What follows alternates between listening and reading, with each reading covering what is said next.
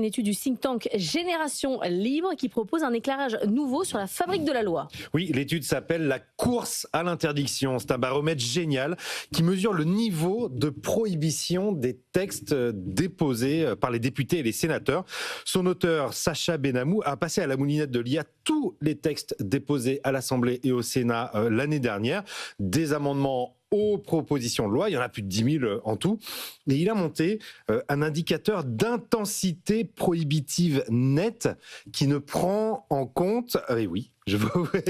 Mais j'attends d'avoir le résultat. Oui, c'est génial, qui ne prend en compte que les interdictions franches, clairement formulées, pas les à côté en quelque sorte de la loi, vraiment les textes qui posent des interdits et donc qui rognent la liberté. Et franchement, les résultats font froid dans le dos. Alors qu'est-ce qu'on apprend ? Alors, l'année dernière, vous avez eu près de 300 textes, 287 précisément, dont le but était explicitement d'interdire. C'est plus d'un texte par jour ouvré au Parlement. Et ce qui est intéressant, c'est que cette tendance est, mais alors, très marquée politiquement. On le voit sur le graphique qui va s'afficher à l'antenne. Les écologistes, donc c'est ce que vous voyez en vert, concentrent à eux seuls plus de la moitié des initiatives prohibitives à l'Assemblée. Plus d'un texte sur 3 présenté par les écologistes, 35% de leurs textes sont des textes qui visent à interdire. Si vous ajoutez à cela la France insoumise en rouge sur le graphique, vous êtes à peu près aux 2/3 des textes prohibitifs. Et si vous ajoutez en plus les socialistes, là, on est aux 3/4 de la production. C'est pas hyper étonnant. Législative.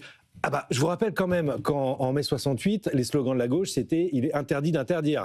Là, vous avez les 3/4 des textes qui sont présentés par des textes qui visent à interdire, qui sont présentés par la gauche. Moi, je trouve que c'est un changement quand même très, très intéressant.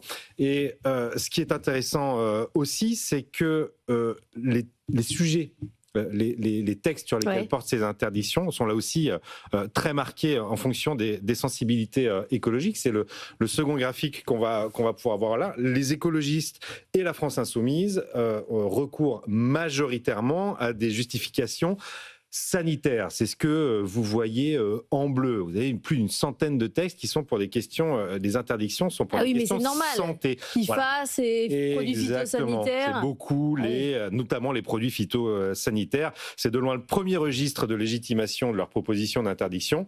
Vous avez ensuite les socialistes qui apparaissent en tête pour la restriction des libertés numériques devant la France insoumise et Renaissance. La droite n'est pas en reste. C'est quand même 1/4 des textes prohibitifs présentés au Parlement. Et au Rassemblement national et plus largement à droite, là, c'est plutôt pour des questions d'ordre public et de mœurs. Mais à la fin, qu'est-ce que vous voulez nous dire ? Qu'il ne faut pas interdire ?